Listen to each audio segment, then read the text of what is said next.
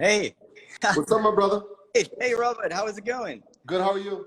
I'm good, I'm good. It works, right? You're here. Unbelievable. That's my first Instagram live video chat. All right. I never Cool. had one before. All right. So, first of all, sorry for messing up your schedule. Don't sweat that. Huh? Don't sweat that. Okay, thank you. Not a problem. Having a rough. How's your day? Good, busy like every day in the last couple of weeks since I told you I just moved here to America and purchased a building, and at the moment I'm renovating it and setting up my wood shop and working. Whoa. Slow up. Oh, okay. It was just an overview. We got some time. Gotcha. So tell us who you are, your name, and where you are. Okay, let me introduce myself. I'm Simon. I'm German. I moved here from Germany. I live in Catskill. I mean, right now I live in Ridgefield, Connecticut with my friends since my apartment is not ready yet. I'm in furniture business for 10 years, roundabout. Whoa. Slow down. Back in Germany. Okay. Slow it down, Simon. So that's what I'm doing, and that's what I'm, yeah. All right. So we're going to get into the conversation. Yep. We're not. We're going to get into the questions. Okay. And then we get into the conversation. Sounds good. Let's go. What word or phrase do you overuse? Oof. That's a good question. I actually don't have a phrase here in America or a word. I mean, a word would be something. So what was it? What is it in German? That would be like when you say you wanna do something very precise. I would say just a mu, like it's a tenth of a millimeter. So whenever something doesn't fit, I'm like, I have to cut off like a mu, and a mu is basically a tenth of a millimeter. So basically nothing. That's a phrase. Definitely, I use very often. What is your least favorite thing to do?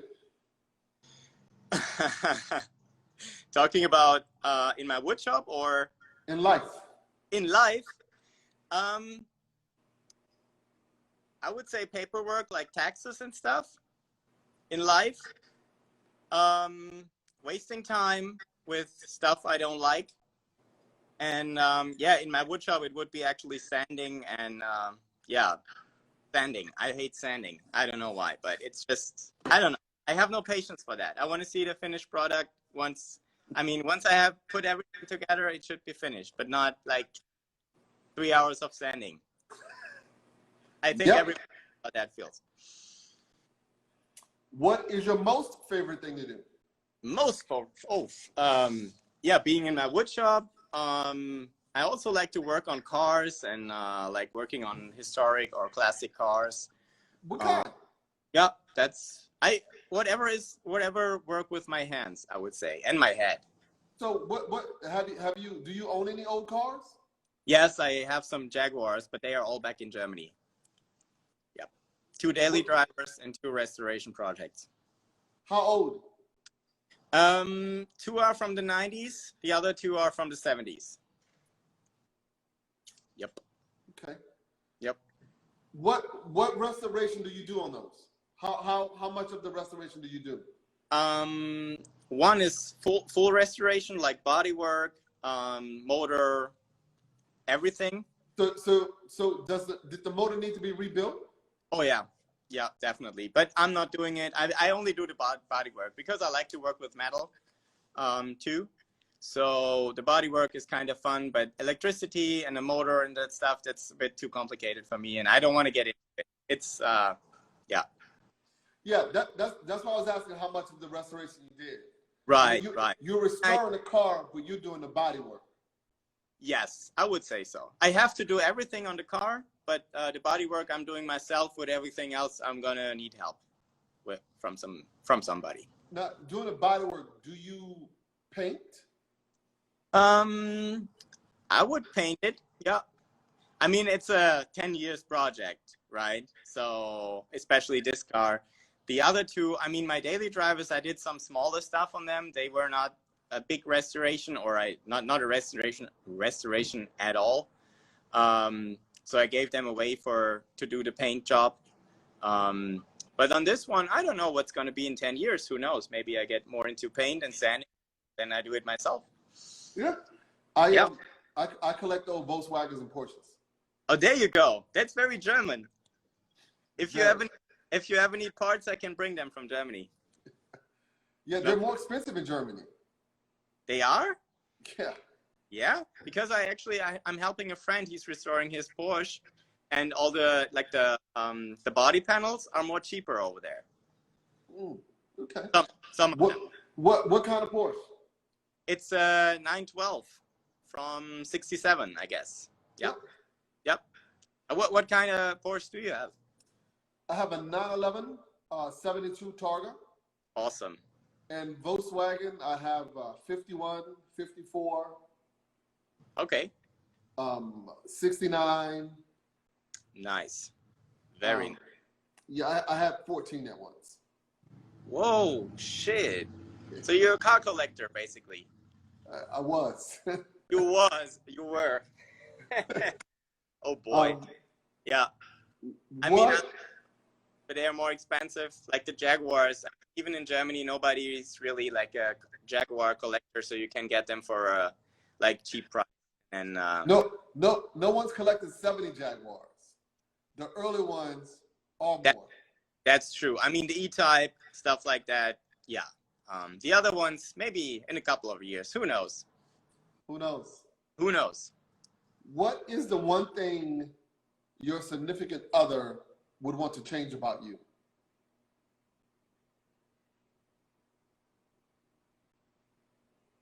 Are you there? Your screen. Let me go outside. What was the question again? What is the one thing your significant other would like to change about you? I'm not sure if I understand it correctly. What is the one thing your girlfriend, partner, boyfriend, wife would like to change about you? About me? Yes, about you.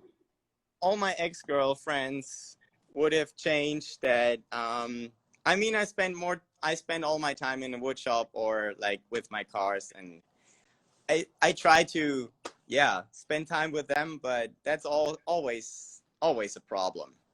So that's probably a thing that would change about me, but I don't really care. And at the moment I'm free, so I can do whatever I want.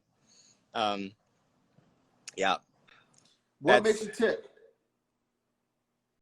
I mean, I love what I do. I don't know. I just cannot stop. I want more. I want bigger projects. I want once a project that is done and it was completed and I was successful, I want to do something not bigger, but I mean more challenging.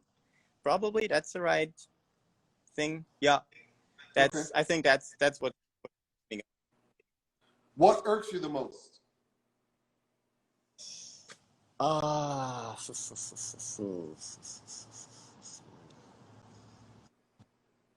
That's a good question.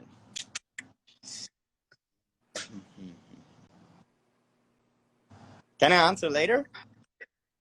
I'll skip the question. Skip it. I skip it. What sound makes you happiest? My table saw. Okay. And table saw.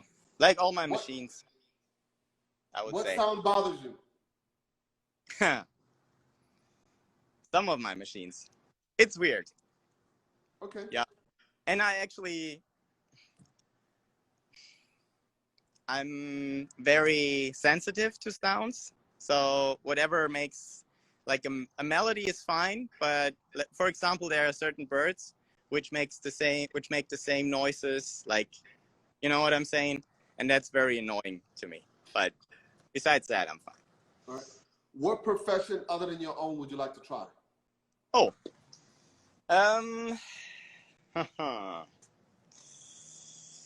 other profession.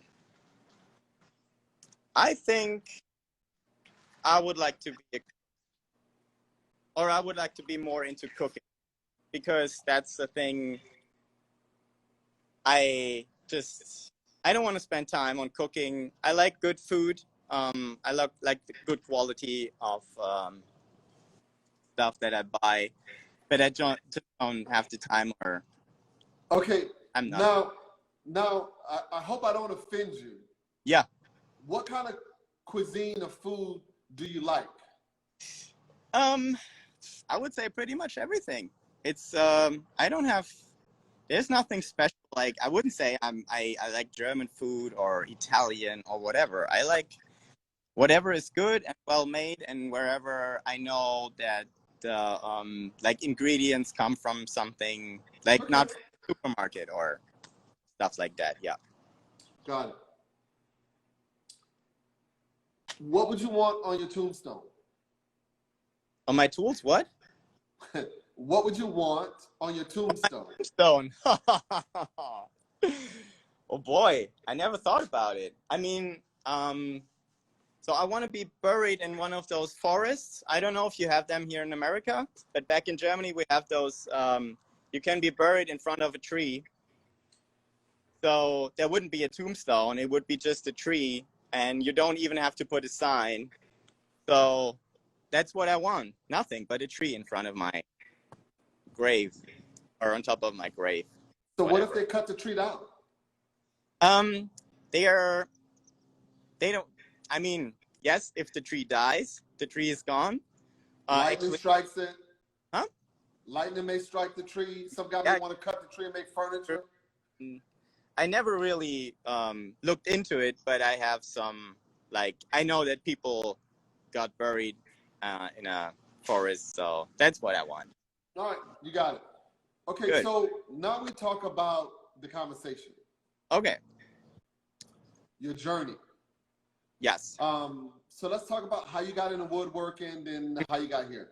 Yep.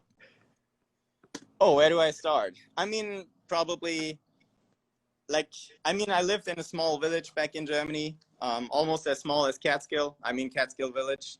It's about the same size. We didn't have that infrastructure, but my grandparents had a farm, and like every other kid, we would build a tree house. We would just work with wood and whatever, build stuff. And yeah, I think that's how it all started.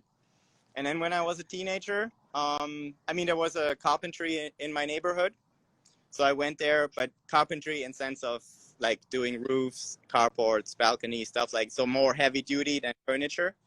So I did this apprenticeship in my neighborhood as a carpenter, and I really loved it, being outside, being on the roof, carrying big beams. And I was 14 years old, so it was kind of exciting to me.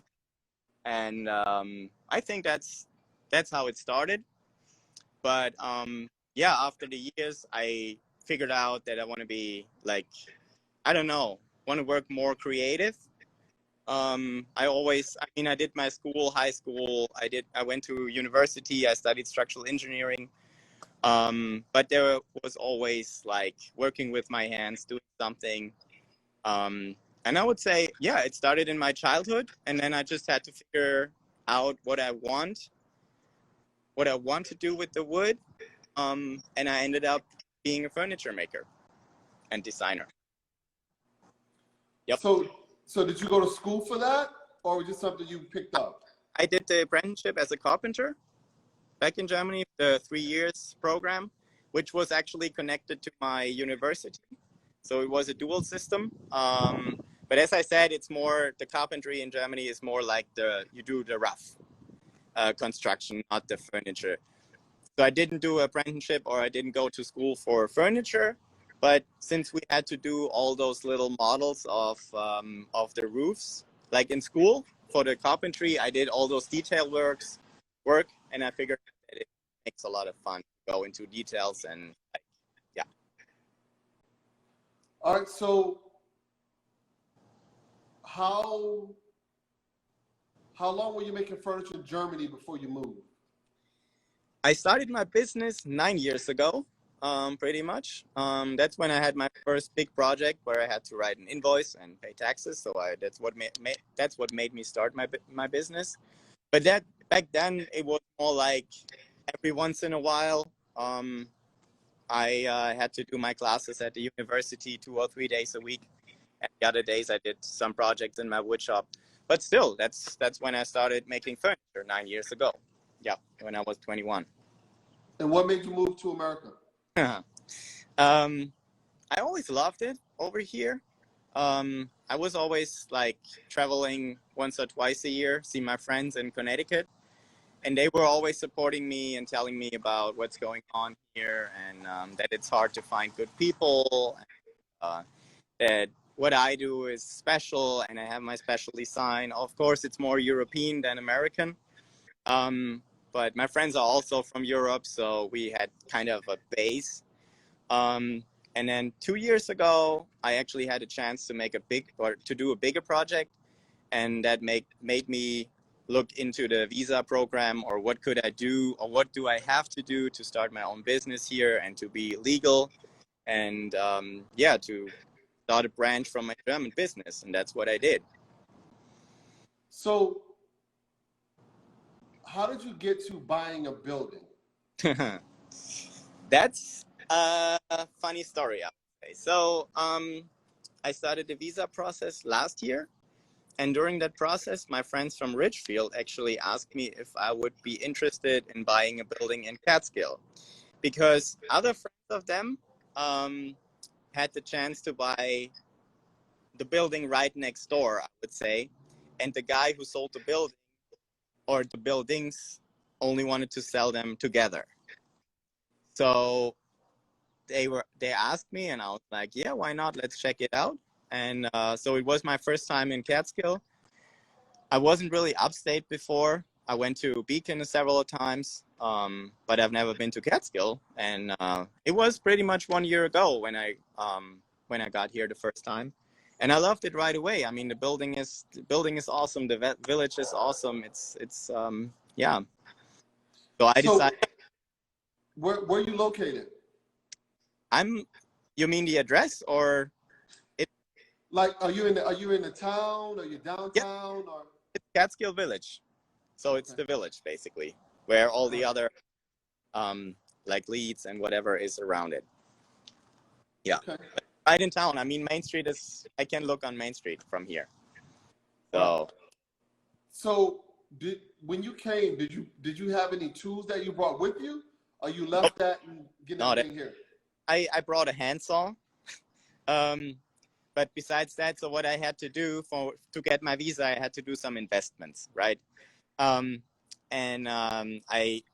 what they want you to do, you have to invest in everything, not just buy some machinery or a car. The car is right here. That's what I'm. So I did all the investments last year, and so I spent money on like some festool stuff and the machinery I bought, which was just delivered 4 weeks ago, and that's my setup at the moment. Of course, it's very like 20-30% from what I have. Also, I have no property around my shop, so it's really just a shop. But that's where I'm at. So, yeah. All right, cool. So, are you working in the shop in the building now? You want me? I can show you around if you want. Yeah, let's take a tour. Let's see. Let's switch the camera. Yep. So it's a bit messy, I gotta say. Let's start. So that's gonna be the entrance, right? Yep. I have those 2 windows. And from here, you can go upstairs to my apartment. So nice. I finished the stairs already. That's what I did last week, or I started last week. I mean, it's not completely finished yet, but it's in. I have this old elevator, which you cannot see pretty good at the moment. And you're going to have that working, right? Oh, yes, but it's more for private. I mean, upstairs is going to be my apartment, nothing else. Maybe some storage, and that's it. That's the main entrance. So this, I mean, right now I'm in the lobby, I would say, to go upstairs or into my shop. This is, I started framing the walls. I have to put insulation and all that stuff, make it fire rated. And then, yes, here we go. My table saw. And then over here, gonna be those windows. So are you putting walls in front of the windows? Yes, actually, it was the easy way out because I didn't actually know that you have to go to a planning board and stuff. I didn't know about the building permit. So I filed the building permit, but then the code enforcement officer told me about the planning board, and they are always worried about how buildings look from the outside. And this way I was able to keep the old barn doors, which you can see right here, and the old windows, which I have to restore. But the barn doors basically like fold. I mean, I would have to do it from the outside every morning, right? And then here's gonna be, so the big opening is gonna be a window, right? So I have the window behind the barn door and the windows up there. That's the idea. Yep. So wait, gotta get slower. Yeah, jointer and planer combination. How big is the space? How big is the building? The building is about 2,000 square feet. I mean the footage. And I have I have the basement, which I'm not going to use right away. Probably next year, I want to set up a little metal shop. And then here, as you can see, I'm going to have an L-shaped wood shop.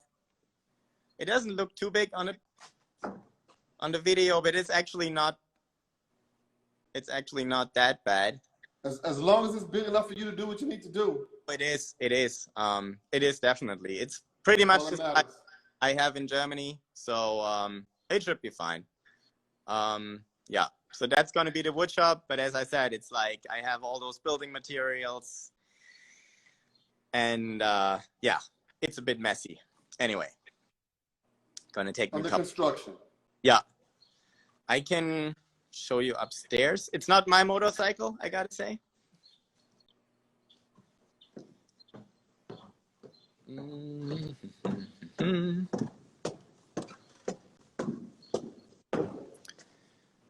So this is upstairs, and here's gonna be my apartment.